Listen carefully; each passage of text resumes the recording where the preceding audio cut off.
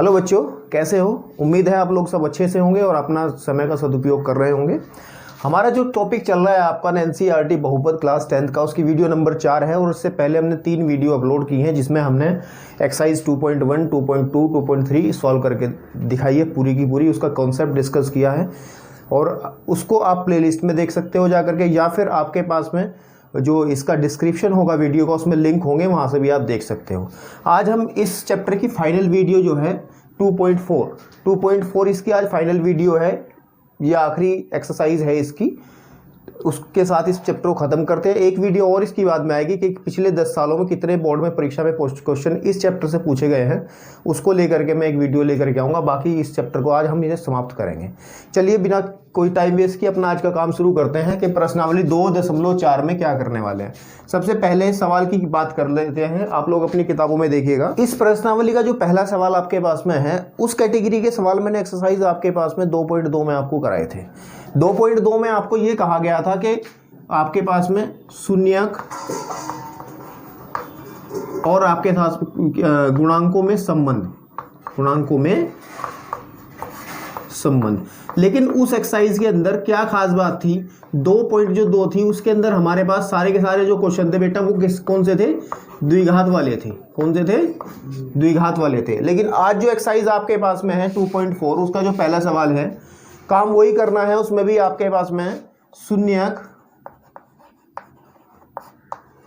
और गुणांकों में संबंध को सत्यापित करना है। क्या करना है? सत्यापित करना है। मतलब काम वही है, लेकिन आपके पास में उस एक्सरसाइज में हमने आपको द्विघात समीकरण के बारे में बताया था, द्विघात बहुपद के बारे में बताया था कि उसके संबंधों को कैसे आप प्रूव करते हो। और आज जो एक्सरसाइज आपके पास में प्रश्नावली 2.4 है उसमें त्रिघात है जितने भी हैं और उसके शून्यकों और गुणांकों में संबंध को सत्यापित करना है। ठीक है, अब आपके पास में दिया क्या गया है, ये आपके पास में कोई त्रिघात बहुपद दिया है और साथ ही साथ इसके 3 वैल्यूज दी हैं। ये इसके क्या है? शून्यक है। क्या है ये? इसके शून्यक है। ठीक है, उससे पहले मैं इस क्वेश्चन को करने से पहले आपको दोबारा से रिकॉल कर देता हूं, दोबारा से बता देता हूं कि संबंध क्या होता है। ठीक है, चलिए देखिए,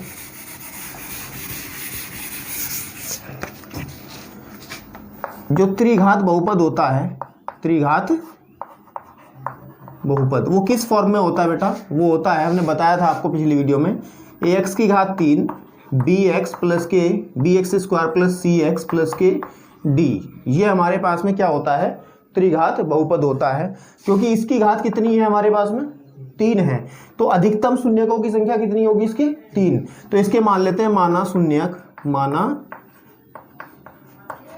शून्यक जो है अल्फा है, बीटा है और आपके पास में गामा है। ये हमने क्या मान लिया? इसके 3 शून्यक मान लिए। और अब हमने फॉर्मूले लिखवाए थे कि ए alpha plus beta plus gamma, यानी कि शून्यकों का जो योगफल होगा वो हमेशा माइनस के b अपॉन ए के इक्वल होगा। साथ ही साथ अल्फा बीटा, बीटा गामा और गामा अल्फा दो की गुणा का योग जो होगा वो हमेशा c अपॉन ए के बराबर होगा। और सभी शून्यकों की गुणा अगर कर दें अल्फा बीटा गामा तो माइनस के d अपॉन ए के बराबर होगा। ये फॉर्मूले मैंने आपको पहले बताया था, अगर नहीं पता तो दोबारा से देख लीजिएगा कि इसके शून्यकों और गुणांकों में संबंध जो है। अब आप कहोगे कि गुणांक क्या है? गुणांक क्या है? ये जो x की घात 3 के साथ में ये a b c d, यही हमारे पास में क्या है? गुणांक है। x की घात 3 का गुणांक a है, x स्क्वायर का गुणांक b है और x का गुणांक c है। इसमें अचर पद जो है बेटा d है। तो इनमें और शून्यक जो आपके पास में अल्फा बीटा गामा है उनमें हमें संबंध को सत्यापित करना कि संबंध है या नहीं है। अब आपको सवाल के अंदर देखना है कौन सी चीज क्या है। ठीक है, सवाल के अंदर देखना कौन सी चीज क्या है।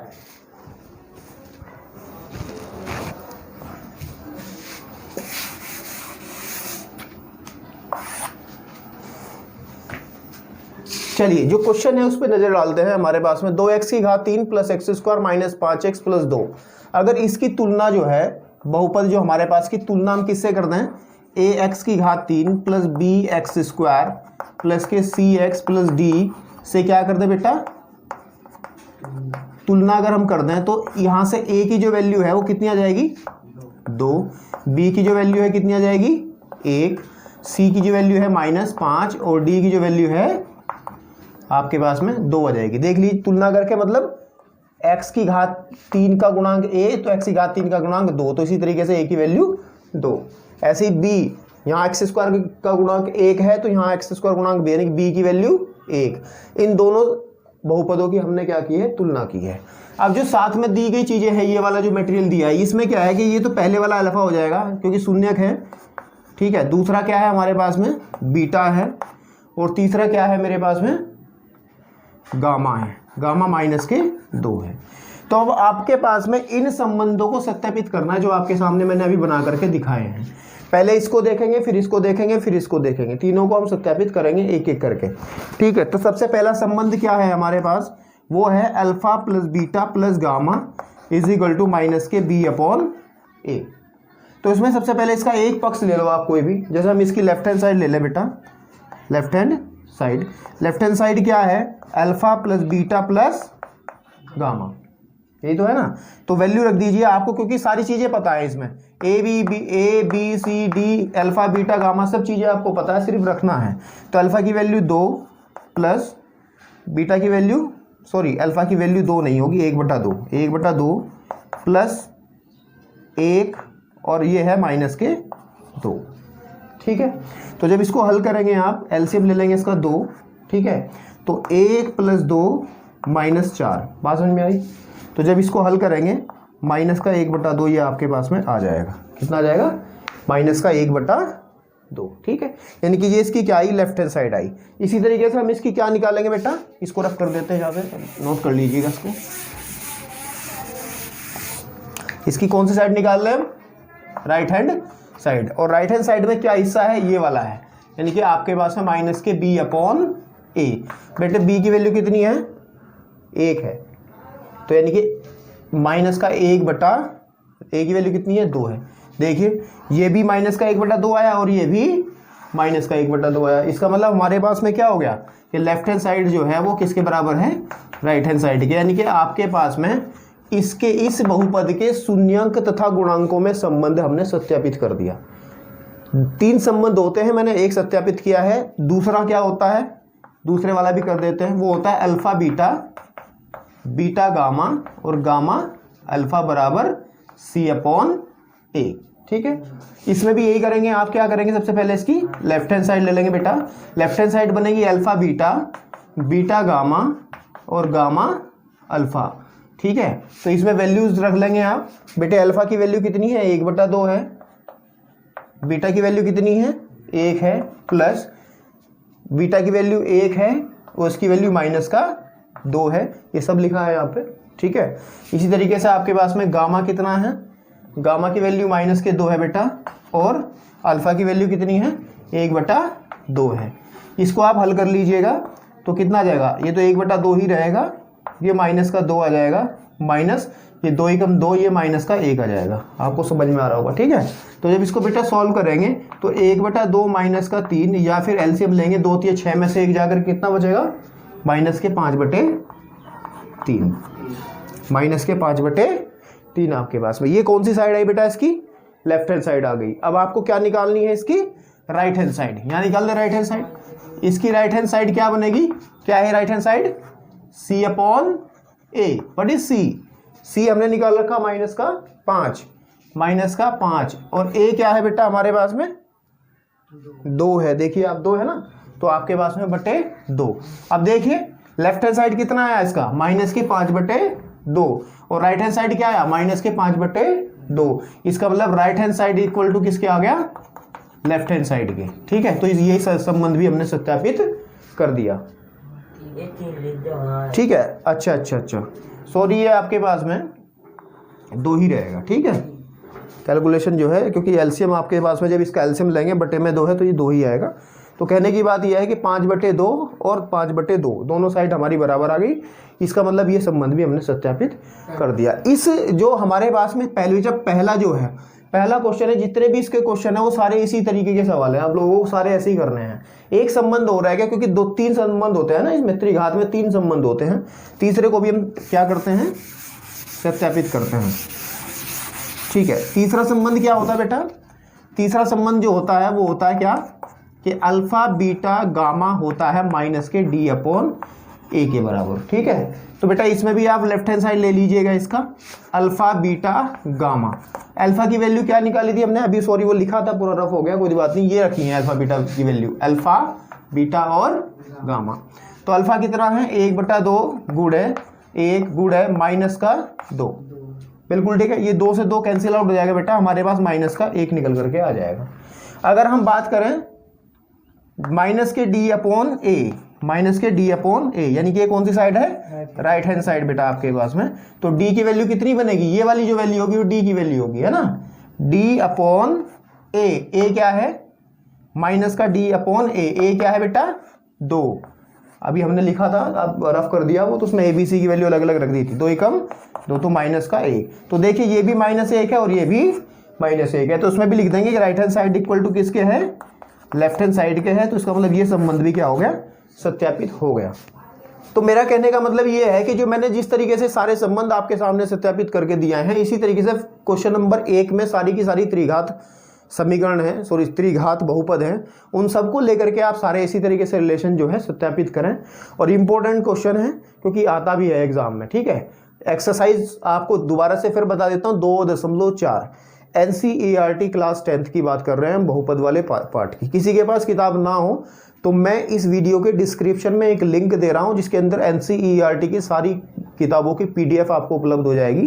तो जब तक आप किताब खरीदो तो आप उसमें से PDF को डाउनलोड करके वो पूरी की पूरी जो है किताब को मैथमेटिक्स इसमें देख सकता है। ठीक है, वो आपको जो लिंक है वो मेरे इस डिस्क्रिप्शन में मिल जाएगा, मैं आपको प्रोवाइड कर दूंगा। ठीक है, 2.4 प्रश्नावली 2.4 का दूसरा क्वेश्चन क्या है हमारे पास में, आप अपनी NCERT की किताब में पढ़ेंगे, मैं आपको उसको शॉर्टकट में लिखा है। उसमें कहा गया है कि एक त्रिघात बहुपद आपको बना के दिखाना है, त्रिघात बहुपद आपको बना के दिखाना, त्रिघात का मतलब जिसकी 3 घात वाला होगा। ठीक है, और साथ ही साथ दिया क्या है कि उसके जो शून्यकों का योगफल, तीनों शून्यकों का योगफल, मान लिया आपके पास में उसके शून्यक अगर अल्फा बीटा गामा हो, समझ में आ रही बात, तो उसके शून्यकों का योगफल दिया है 2 और उनके शून्यकों के 2 का गुण का योगफल दिया है 7 और तीनों का गुणनफल दिया है 14। ये 3 चीजें बेटा हमें दी हैं और हमें ये बताना है, जैसे कि अभी पिछले क्वेश्चन में हमने सत्यापित किए थे सारे के सारे ये चीजें, तो अब हमें वो बहुपद निकाल के दिखाना जिसके ये शून्यक हैं। तो हम इसे करने का बहुत आसान तरीका है, इसमें मान लेंगे, माना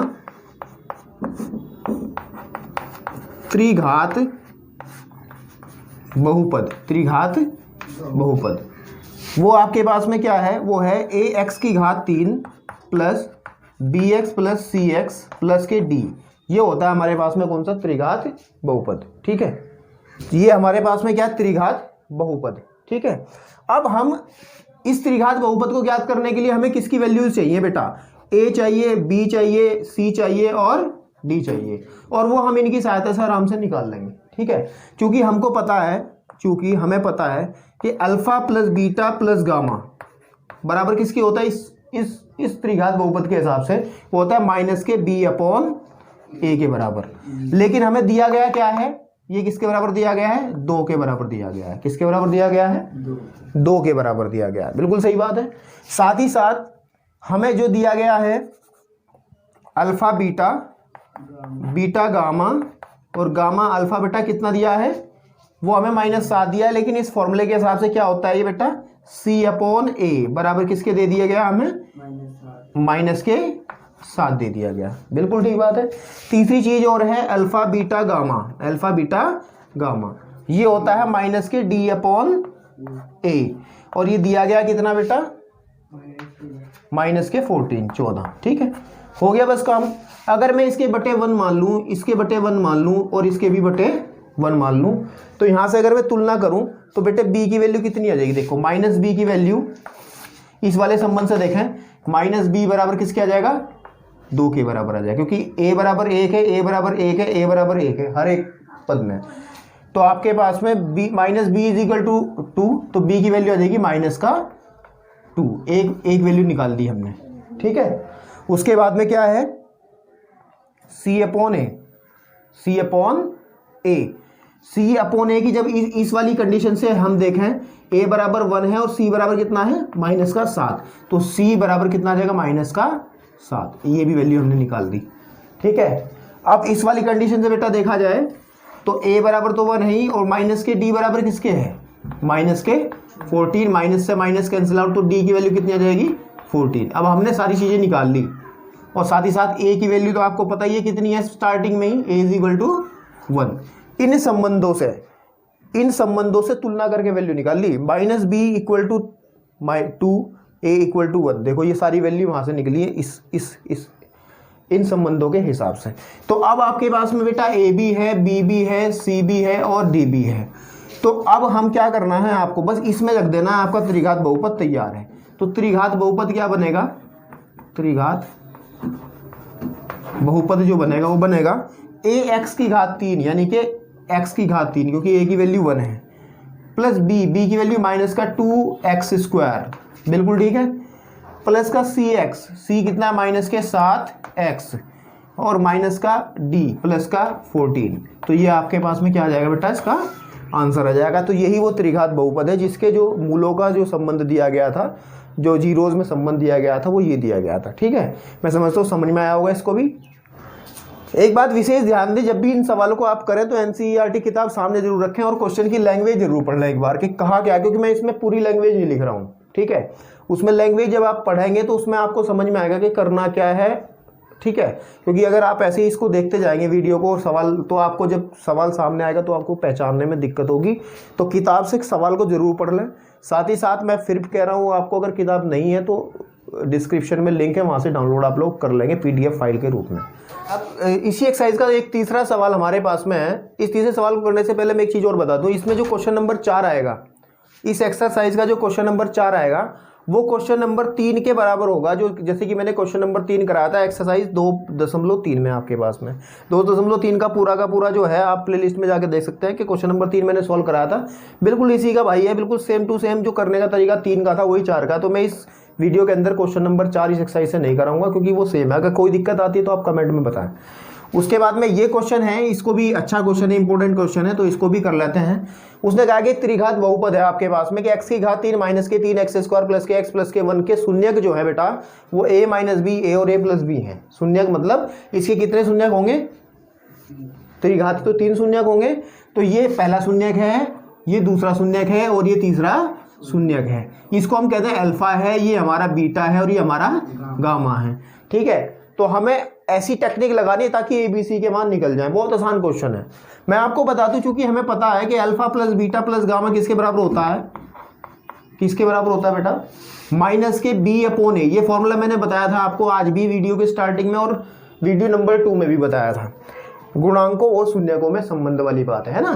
तो alpha plus beta plus gamma is equal to minus के b अपॉन a के बराबर होता है। तो ये b और ये a कौन सा, कंफ्यूज मत होना, ये इसके गुणांक हैं। अब ध्यान से देखिएगा, अल्फा की वैल्यू वो रखेंगे ऊपर से a माइनस बी, क्योंकि पहला मूल तो ये रहा ना, पहला शून्यक, प्लस a प्लस बी बराबर किसके है, माइनस के b अपॉन a।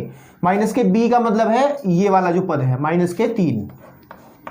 बात समझ में आ रहा है, क्योंकि माइनस पहले से था तो x², क्योंकि आपको पता है कि ax की घात 3 bx² प्लस के cx प्लस d, यही तो त्रिघात बहुपद होता है। तो इसमें b क्या होता है, x² का गुणांक। तो x² गुणांक क्या है, माइनस का 3। तो मैंने इसलिए यहाँ पे माइनस का 3 अपॉन a क्या है, यहाँ पे 1 है, यानी कि देखो 1, तो 1 का मतलब 1 आप लिख देंगे इसमें नीचे की तरफ। बिल्कुल ठीक है। तो माइनस माइनस आपके पास में जिस तरीके से आप सोच रहे हो, सही सोच रहे हो, माइनस माइनस हो गया आपके पास में प्लस। लेकिन यहाँ पे भी ध्यान दीजिए, ये माइनस का है, ये प्लस का, तो ये कैंसिल आउट हो जाएगा आपके पास में।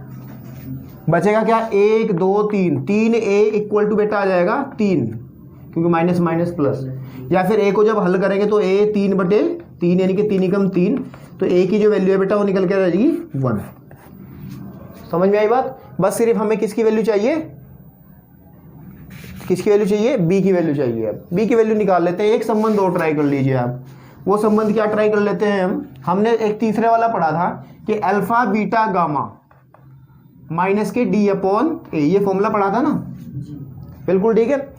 अब आप कहोगे कि सर वो दूसरे नंबर का क्यों ना यूज़ करा, अल्फा बीटा बीटा गामा, ये वाला क्यों ना यूज़ करा हमने, हम ये ना यूज़ करा, हो तो इससे भी जाएगा काम, लेकिन इससे कैलकुलेशन वर्क ज़्यादा बढ़ जाएगा, तो आप कोशिश करें कि कम ही काम करना पड़े, तो तीसरे वाले से थोड़ा ईजी पड़ेगा, इस वजह से मैं कह रहा हूँ, हो तो उससे भी जाएगा। तो अल्फा की वैल्यू कितनी है बेटा आपके पास में, a माइनस बी, फिर बीटा की वैल्यू a और ये a plus b is equal to minus का डी, डी इस बहुपद के हिसाब से डी क्या बनेगा बताइए, एक बनेगा, है ना। तो आपके पास में d माइनस का d अपॉन a की वैल्यू पहले से निकाल ली है हमने, ये वाली a नहीं, a की वैल्यू यहाँ से आएगी, ये जो गुणांक है आपके पास में बटे 1, बिल्कुल ठीक है। तो कहने की बात यह है कि अगर इसको सही कर लीजिएगा तो a को बाहर रख लीजिएगा अगर, तो a minus b a plus b, इसको a का वर्ग माइनस b का वर्ग लिखा जा सकता है, फॉर्मूला होता है, एक बार जुड़ रहा है एक बार घट रहा है, ये फॉर्मूला नहीं होता क्या, a plus b a minus b होता है ना, किसके बराबर होता है, a का वर्ग माइनस b का वर्ग। तो इन दोनों पदों को, इस पद को और इस पद को मैं जब इकट्ठा लिखूंगा, क्योंकि गुणा में तो है ही आपके पास में, तो ये a का वर्ग माइनस b का वर्ग इक्वल टू माइनस का 1, बस a की वैल्यू 1 है तो इसमें सब्स्टिट्यूट कर दीजिए, b का मान आराम से आ जाएगा। तो a का मान जब भरेंगे 1 into 1 minus b square is equal to minus का 1, यहाँ तक का किसी को कोई दिक्कत। तो इसको हल करेंगे तो क्या आएगा आपके पास में, 1 minus b square is equal to minus का 1, ठीक है। और जब हम क्या करेंगे, माइनस का b square is equal to minus का 1 माइनस का 1, बिल्कुल ठीक है। या फिर माइनस का b square is equal to कितना जाएगा बेटा हमारे, माइनस का 2, माइनस से माइनस खत्म, बी इक्वल टू आ जाएगा, क्योंकि वर्ग जब हटता है आपके पास में यहाँ से वर्ग, तो सामने वाला प्लस माइनस में आता है, तो इस वजह से पीछे जो आंसर दिया गया होगा b is equal to plus minus under root 2 दिया गया होगा, तो उससे कोई फर्क पड़ने वाला नहीं है। तो एक आंसर ये है बेटा, एक आंसर ये है, ठीक है। चलिए लास्ट क्वेश्चन इस एक्सरसाइज का, प्रश्नावली 2.4 का लास्ट क्वेश्चन है। पहले इसको मैं समझा देता हूँ क्वेश्चन क्या है, आप अपनी किताब में देखना कि किस तरह की लैंग्वेज लिखी हुई है, मैंने शॉर्टकट बनाया इसको। कि हमारे पास में एक बहुपद है, ये px बड़ा सा x की घात 4 माइनस 6 x की घात 3 माइनस के 25x और प्लस के 10 आपके पास में, और gx जो दिया गया है वो दिया गया है एक्स स्क्वायर माइनस के 2x प्लस के k, और ये शेषफल दिया गया है x प्लस का है। कहने की बात ये है कि अगर मैं इस बहुपद को इससे भाग करूं तो शेषफल बेटा ये बचता है, कॉन्सेप्ट समझ लेना कि इस बहुपद को इससे भाग किया जाए शेषफल ये बचता है। तो हमें इस कंडीशन का यूज करते हुए a और k के मान निकालने हैं, किसके मान निकालने, a और k के मान। तो मैं आपको एक बात बताता हूँ, पहले थोड़ी सी इसको बात समझ लीजिएगा कि जैसे मैं 7 को 2 से भाग करता हूँ बेटा, तो 2 तिया 6, तो शेषफल कितना बच रहा, 1 बच रहा। अगर इस शेषफल को मैं ऊपर वाली संख्या से घटा दूं, क्या करूं, घटा दूं, यानी कि 7 में से 1 घटाऊं तो 6 बचेगा ना, और फिर 2 से भाग करूं, तो मेरे पास में जो भागफल आएगा उसमें करते हुए हमारे पास शेषफल क्या बचेगा, 0 बचेगा, यानी कि पूरा वो विभाजित हो जाएगा। कहने की बात यह है कि ये पूरा का पूरा जो px जो है इससे पूरा विभाजित हो जाएगा। कब, अगर ये शेषफल इसमें से घटा दिया जाए, समझ में आ रही बात नहीं, अगर ये शेषफल इसमें से घटा दिया जाए। तो कहने की बात यह है कि हमारे पास x की घात 4 माइनस 6x की घात 3 प्लस के 16x स्क्वायर माइनस के 25x प्लस के 10 में से क्या घटाना पड़ेगा बेटा, x प्लस a। तो हमारे पास तब ये जो है पूर्णतः है, तब ये क्या होगा, पूरी तरीके से विभाजित हो जाएगा, किससे, जो हमारे पास में भाजक यानी कि gx हमें दे रखा है। तो इसको जैसे करेंगे, थोड़ा और हल कर लीजिएगा इसको, x की घात 4 माइनस के 6x की घात 3 प्लस के 16x स्क्वायर माइनस के 26 हो जाएगा, ये 26x, क्योंकि 25 ये रखा 1 किया जाएगा, और प्लस के 10 माइनस का a, ठीक है नहीं, एक्स स्क्वायर माइनस के 2x प्लस k से पूर्णतः विभाज्य होगा, पूर्णतः विभाज्य होगा। क्यों विभाज्य होगा, क्योंकि हमने जो शेषफल था उसमें से घटा दिया है, तो जो राशि बचेगी वो पूरी से कटेगी। बस अब हमारे पास में ये जो स्टेटमेंट लिखी गई है इस वाली, इसको ही यूज करते हम k और a के मान आसानी से निकाल लेंगे, ठीक है। सवाल थोड़ा सा बड़ा होगा, इस वजह से मैं क्या कर रहा हूँ, पूरी स्क्रीन को रफ कर रहा हूँ ताकि इसे करने में थोड़ा सा इसमें हिचपिच ना हो, ठीक है। चलिए बिल्कुल, तो कहने की बात ये है कि इस स्टेटमेंट को यूज करते हमें इसको सॉल्व करना है, और जब इसे सॉल्व करते जाएंगे तो a और k के मान बाद में अपने आप निकल आएंगे। कैसे निकल के आएंगे वो मैं आपको बताऊंगा। सबसे पहले भाग करने की जो टेक्निक मैंने आपको सिखाई थी, क्या कहा था, इसके पहले पद और इस पहले पद को जिक्र करना है सिर्फ, है। तो हम इसको इसके जैसा बनाएंगे तो हमें क्या करना पड़ेगा बेटा, x की घात 2 से मल्टीप्लाई करनी पड़ेगी, किससे करनी पड़ेगी, x की घात 2 से। जब x की घात 2 से इसमें करेंगे तो कितना आएगा बेटा, x की घात 4, बिल्कुल ठीक बात है। फिर जब इसमें करेंगे तो x की घात 2, x की घात 3, बिल्कुल ठीक है। और प्लस के आपके पास कितना आ जाएगा बेटा, के एक्स स्क्वायर, क्योंकि यहाँ पे क्या है, के है। लाइन बना लेंगे और इसको घटा देंगे, ठीक है, इसको घटा देंगे। तो जब घटाएंगे पहले वाली टर्म कट जाएगी पूरी की पूरी, बचेगा क्या हमारे पास में, माइनस के 4x की घात 3, बिल्कुल ठीक है। और प्लस यहाँ पे क्या आएगा, यहाँ पे आ जाएगा 16 माइनस का के एक्स स्क्वायर, इसमें से एक्स स्क्वायर मैंने कॉमन निकाल लिया, ठीक है। अब चूंकि यहाँ पे कितने पदों का बहुपद है, 3 पदों का, तो यहाँ भी कितने पद होने चाहिए, 3। तो ऊपर से क्या उतार लेंगे बेटा, माइनस के 26x, समझ में आ रही है बात, 26x। अब फिर वही बात कि पहली पद को देखेंगे और इसके पहले पद को देखेंगे, तो इसमें कितने से मल्टीप्लाई करनी पड़ेगी, 4x से, ताकि 4x की क्यूब बन जाए, है ना। तो जब मल्टीप्लाई करेंगे तो कितना आ जाएगा, माइनस के 4x की घात 3, और जब इसकी इसमें करेंगे तो प्लस के 8 प्लस के 8x स्क्वायर, है ना, 8x स्क्वायर, और माइनस के 4kx, माइनस के 4kx, समझ में आ रही है बात। तो आप इसको फिर लाइन बनाएंगे और फिर घटाएंगे तो ये प्लस हो जाएगा, ये माइनस और ये प्लस, ये फिर कैंसिल आउट हो जाएगा। इन दोनों में से आप जब एक्स स्क्वायर कॉमन निकालेंगे तो बेटा अंदर बचेगा 16k माइनस के 8, ठीक है। और यहाँ से भी जब आप x कॉमन निकालेंगे, ठीक है, आपके पास में, तो अंदर आ जाएगा माइनस के 26 प्लस के 4k, ठीक है। इसको अगर यही कहीं सिंप्लीफाई कर लिया जाए, 16 में से 8 जा कितने बचते बेटा, तो हम इसको लिख दें, इसको लिख सकते हैं 8 माइनस के, लिख सकते हैं, लिख सकते हैं आराम से। इसको यहीं पर हल कर दिया मैंने, अगले स्टेप में ना ले जा करके, 8 माइनस के। अब फिर हमें क्या बनाना है, यहाँ पे ये एक्स स्क्वायर है, ये एक्स स्क्वायर है, तो 8 माइनस के से मल्टीप्लाई करनी पड़ेगी, कितने करनी पड़ेगी, प्लस के 8 माइनस के से मल्टीप्लाई करेंगे। तो जब को घटाया तो कहने की बात आपके पास में ये चीज़ निकल करके आ गई, ठीक है।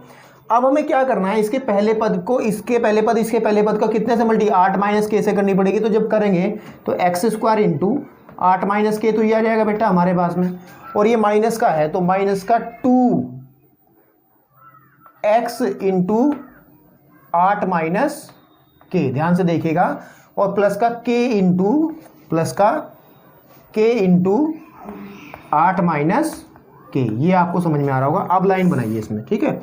तो जब लाइन बनाएंगे तो ये माइनस, ये प्लस और ये माइनस, तो ये कैंसिल आउट हो जाएगा। यहाँ से अगर हमें x कॉमन निकालना है तो अंदर बेटे बचेगा क्या, ध्यान से देखिएगा, माइनस के 26 प्लस के 4k, ठीक है, और प्लस के 16 और माइनस के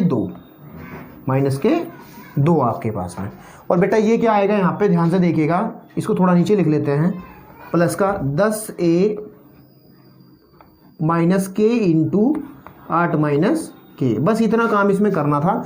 अब क्योंकि हमें पता है कि शेषफल कितना आना चाहिए, 0 आना चाहिए, तो अब ये 0 कब होगा बेटा, जब ये वाला पोर्शन 0 होगा और ये वाला पोर्शन 0 होगा। तो हम लिखेंगे यदि, यहाँ लिख लेंगे, यदि आपके पास में माइनस के 26 प्लस का 4k प्लस के 16 माइनस के 2 आपके पास में इक्वल टू, अगर 0 बने तो ध्यान से देखिएगा, हल कर लीजिए इसको, 4k, ठीक है, आपके पास में ये जो है यहाँ पे 2k आएगा ना, ये क्या आएगा, 2k। तो 16 में से 26 कितना बचेगा, माइनस के 10, और ये कितना बचेगा बेटा आपके पास में, प्लस के 2k इज इक्वल टू 0, या 2k इक्वल टू आपके पास में आ जाएगा 10, या k इक्वल टू आ जाएगा बेटा 10/2। इसे जब काटें कितना आ जाएगा, 5। कहने की बात, k की वैल्यू कितनी निकल करके आई, वो आ गई हमारे पास में 5, ठीक है।